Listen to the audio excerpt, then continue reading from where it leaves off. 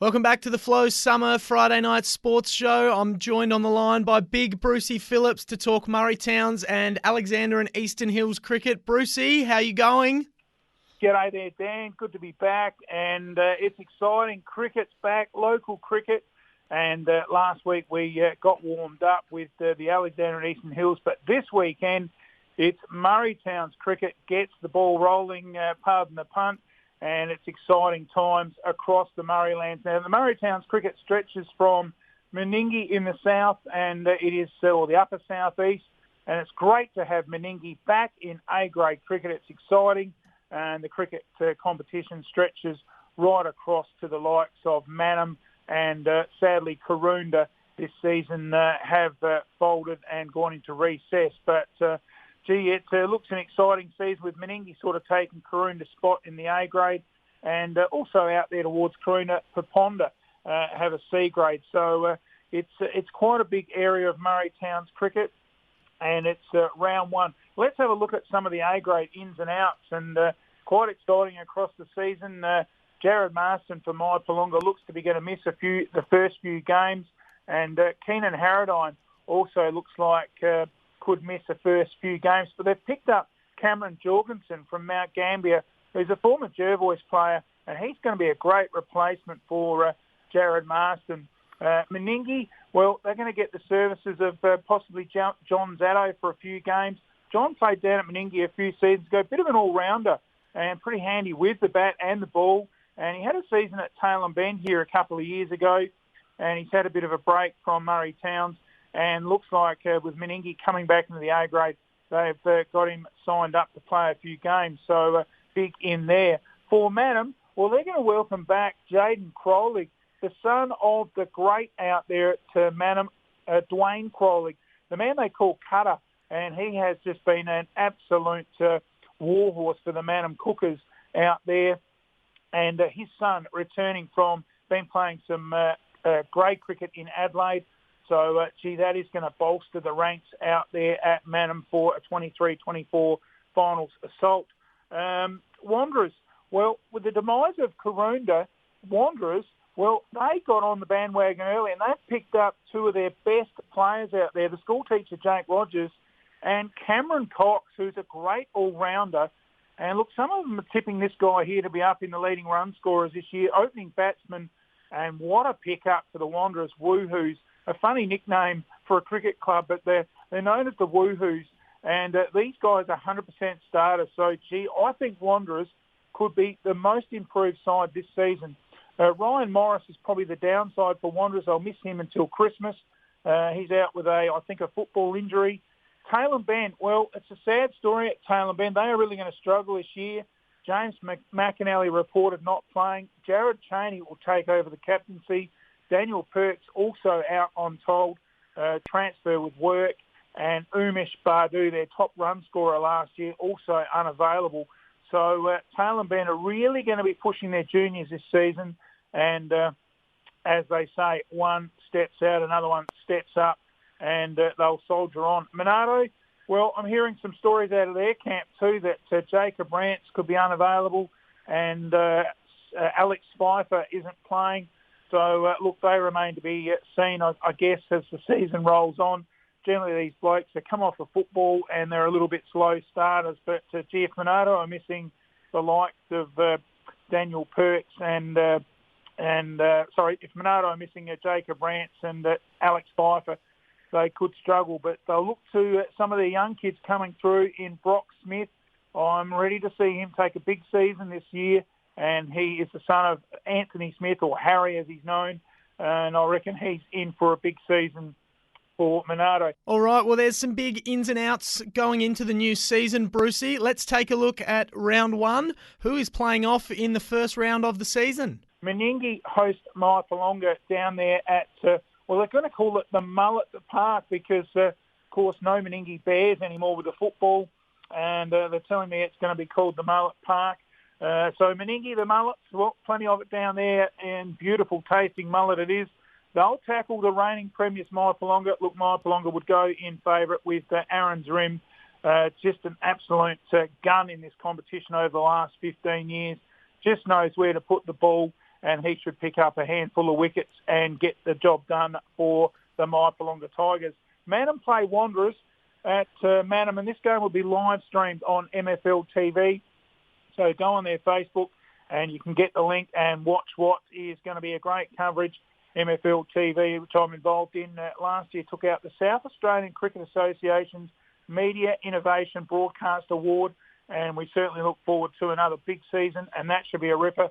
Look, Mannum with Jaden Crowley back, and the likes of Josh Boylan, Muirhead, and their captain Nick Lindner, they should be too strong for Wanderers, even though Wanderers have Rogers and, of course, Cox into that lineup. But don't go anywhere. Put the kettle on because this will be right down to the wire. Should be a beauty. Monardo take on Tailem Bend in the final game. And look, this is probably even on paper because Monardo without a couple of their big guns, Rance and Pfeiffer, and Tailem Bend missing a couple of their big guns. I think it'll be a pretty even game and a game where it'll be a chance for the younger ones to really make their mark in A-grade cricket. So it should be a beauty, but I think Monardo at Homburg should get the job done.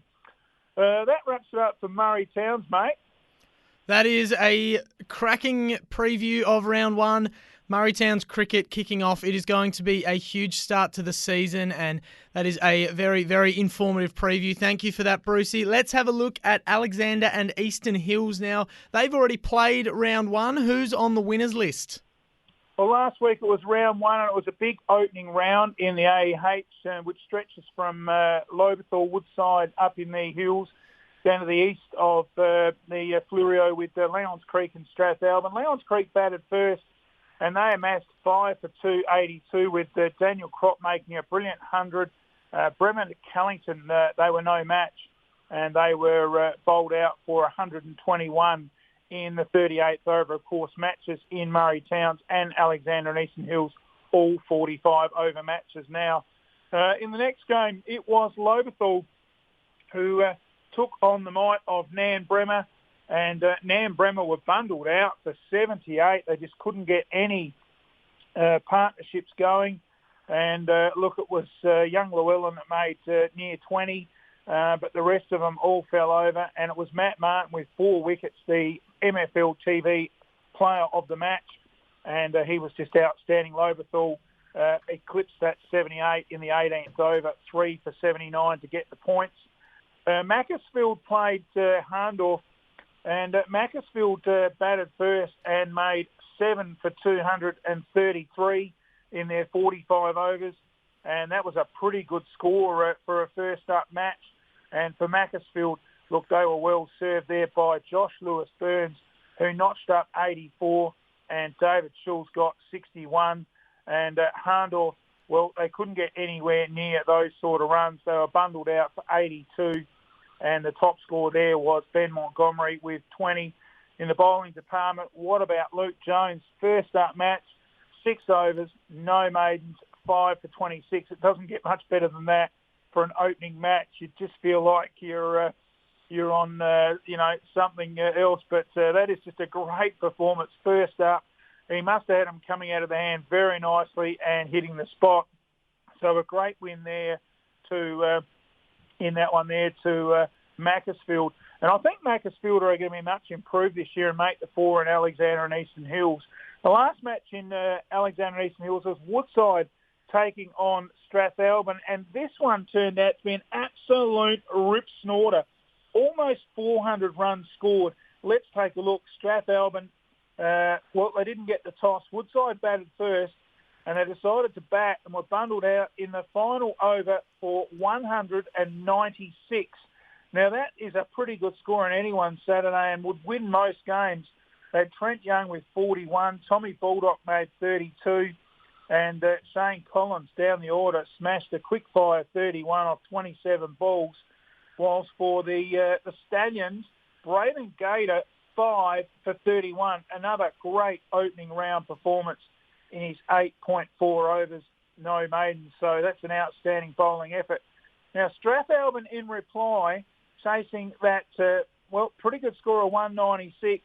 Well, they were in trouble at one stage, and they looked like they were going to probably not get anywhere near that total, and in fact slumped to an incredible 5 for 81 but a great performance down the order from Kane Gator, not out 55, and Matthew Harris, the vice-captain, who finished 58 not out, and they eclipsed that score and got the points, 6 for 197. And can you believe it, with just over 4 overs and 3 balls to spare, Strathalbyn got the job done, and those two could take a bow. The best of the bowlers, Nick Johns, 3 for 45 from his 9 overs. So that wraps up for the Alexandra and Eastern Hills last week. Let's have a look at the round 2 matches this week, and it's Bremer-Callington, just off the freeway there at Callington. They host Macclesfield in what should be an interesting match on the turf there at Bremer-Callington down at the Cobras. Probably fancy Macclesfield to get the job done there with Schulz and Lewis Burns leading the way. Harndorf take on Lobethal at the House of Pain up there, they call it. And the reigning premiers, it's at Harndorf, my apologies. Harndorf take on Lobethal there at Harndorf Oval in what's probably shaping up to be the match of the round. Should be a beauty, and I think Lobethal, led by Mitchell Weeks, outstanding captain. They had a 1-horse race last week against Nan, and they should get the job done. Strathalbyn take on Nan in what is going to be another competitive match on the turf down there at Strathalbyn.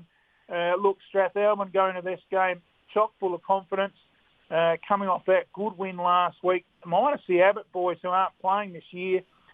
Nan Bremer, they've lost a few players there, and they'll certainly, one of those, Luke Timmins, look to try and get some availability back. Otherwise, I think Strathalbyn can get the points at home, led by the Gator boys. And the final match, Woodside take on Langons Creek at Woodside.